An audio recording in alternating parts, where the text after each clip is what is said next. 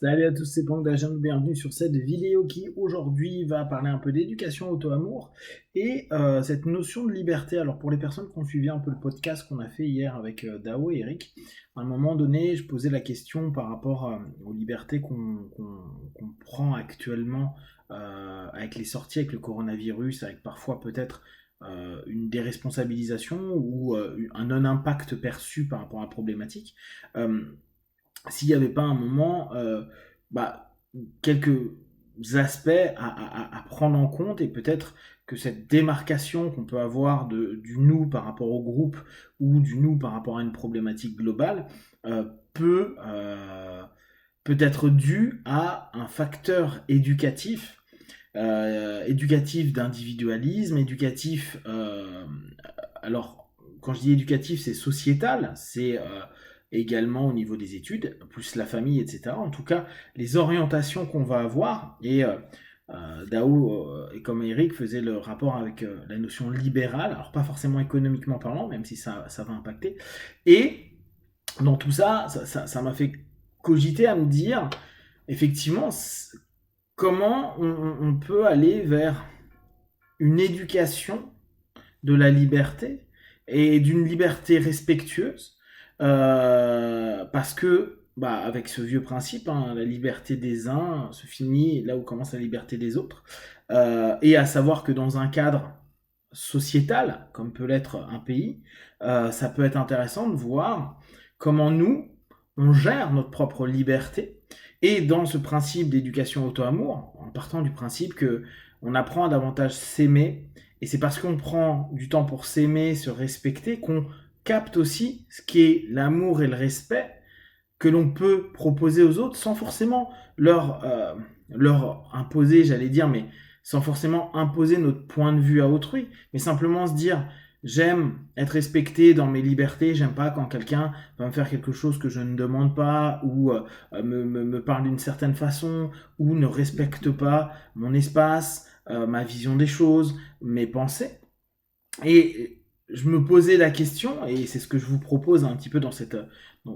travail d'auto-amour, c'est de se dire, est-ce que on peut travailler dans une dimension dans laquelle, à un moment donné, on va se retrouver en lien avec justement cette notion de je retrouve ma liberté, et dès lors, je délimite ma liberté. Je me donne un espace de liberté. Je crée dans ce processus de me redonner de l'amour, de me redonner de l'attention, de me redonner ce que je pouvais attendre bah justement d'un concept de liberté, de me l'offrir, me dire voilà, je suis libre dans ma pensée, dans mes comportements avec moi-même, dans ma façon de me juger ou dans ma façon de me motiver ou dans ma façon de m'aimer, de m'accompagner, etc. Quelle liberté vous-même vous vous autorisez.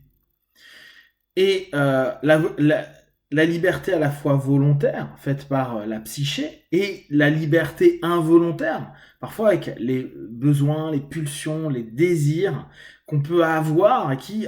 d'un point de vue psyché, on a vraiment la sensation que bah, c'est notre corps, c'est les hormones, c'est tout ce qu'il y a de l'animalité en nous. Comment on peut travailler cette liberté? Eh ben, là, si on reprend cette notion d'éducation au amour, euh, certainement avec ce process de cadrage, en se cadrant davantage dans ce que nous-mêmes on est en train de percevoir comme juste, bon ou moins bon. Bien sûr, hein, on a chacun nos filtres, on a chacun nos réalités. Observer en nous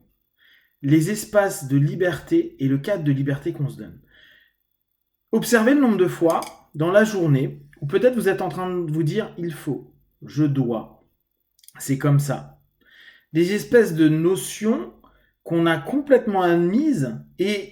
où on s'en veut quand on ne s'est pas comporté de telle manière, ou quand on a dit quelque chose, ou quand on a fait quelque chose, ou quand on a été vu et qu'on a l'impression qu'on a été grillé en train de faire quelque chose de pas bien. Donc avec tout le jugement, etc., etc. Quelle latence de liberté.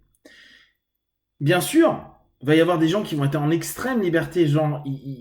quoi, il y a encore, la question est vraiment à se poser, j'ai pas la réponse, mais où on pourrait avoir l'impression qu'ils en ont rien à foutre de rien, qu'ils ne respectent rien, qui sont dans une dimension complètement autre que les autres. Pour autant, et c'est ce qui moi me marque en ce moment, c'est que potentiellement, les groupes et tous les mouvements de pensée alternatifs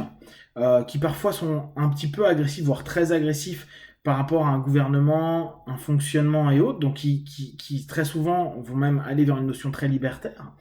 euh, dans un moment comme le confinement actuellement, on n'en entend plus parler, ils ont disparu, et eux-mêmes ont acquis une limite, même s'ils peuvent maugréer, ne pas être contentes, ils ont une limite qui fait que dans cette notion d'absolu, je m'en fous, je nique le système, je m'en fous des gens, etc., et ben là, en ce moment, et on l'entend nulle part, il n'y a plus de rébellion, des rébellions, il y en a un petit peu, mais il n'y a pas de mouvement structuré qui soit anarchiste, qui soit alternatif, fasciste ou communiste ou autre, qui viennent attaquer, dire non mais on prend le pouvoir. Et ça, c'est très intéressant pour nous, à nous poser la question, à nous dire, bon, bah, il y a quand même des moments où il y a un cadre. Maintenant, il faut trouver ses limites à ses libertés. Et les gens qui peuvent sembler n'en avoir foutre de rien, c'est faux. Ils vont avoir des valeurs, au contraire, donc des quêtes vers des orientations de pensée ou de vie, qui vont être au contraire hyper structurées, voire et dès lors limitantes, parce que bah, c'est un absolu ou une orientation qui va cadrer leur perception, leur filtre et leur mouvement par rapport à tout ça. Donc là-dedans, nous, ça nous laisse vraiment cette idée. Je veux me donner plus d'amour par moi-même, je veux être capable d'avoir suffisamment d'amour, de respect, d'ouverture, de tolérance, de bienveillance, de compréhension vis-à-vis de moi. Et dans quelle notion de liberté je me le donne? Dans quel cadre de liberté? Parce que si à un moment vous êtes en train de vous dire mais putain je suis con, j'arrive pas à être sympa avec moi ou hyper dans l'autocritique à longueur de temps, que vous vous dites non mais là je vais m'aimer davantage, je vais faire davantage attention à mon esprit, à mon corps, à mes émotions. Et que à chaque fois que bah, ça va pas comme vous voulez, vous êtes en train de dire putain mais je suis trop con, votre liberté elle est super réduite en fait. Je suis super positif, mais si je sors un tout petit peu de ça, je suis la pire des choses sur Terre. Et c'est là où ça va être intéressant. Plus on va prendre conscience que on doit définir des libertés, on doit donc définir des fins de liberté, des choses qui ne nous rendent pas libres. Plus peut-être, on va avoir cette capacité dans cette introspection, dans ce travail, dans ce cheminement, de se dire, ok, donc je comprends que ma liberté, il y ait ça, ça, ça, je comprends qu'il y a automatiquement un moment des murs, des limites, et maintenant que en interne, je capte déjà qu'il y a tous ces conflits, il y a cette partie de moi qui a envie de faire ça et l'autre qui dit non, et etc., etc., je peux comprendre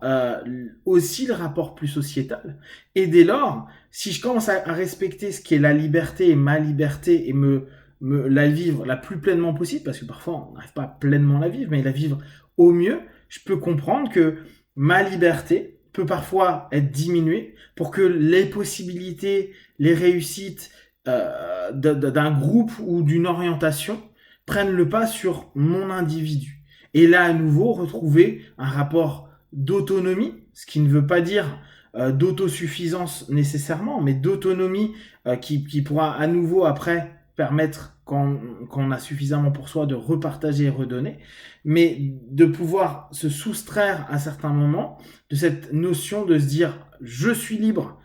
et donc la liberté ne m'impose aucune responsabilité, mais non, vu que j'ai travaillé sur moi, je me rends compte à quel point ça me demande à moi-même une responsabilité, des obligations et une discipline.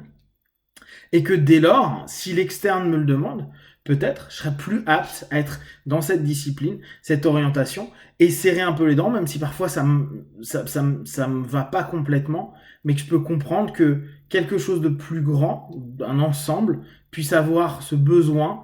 pour un mieux-être. Comme nous, parfois on se contraint à certaines choses, on limite une liberté pour se redonner plus d'amour, plus d'attention, plus de respect. Si vous avez des questions et des remarques, vous partagez sur Facebook, YouTube, j'y répondrai le plus rapidement possible. Comme d'habitude, de tout ce que je propose, ne prenez que ce qui est bon juste pour vous tester, observer, analyser et conclure. Big one, ciao.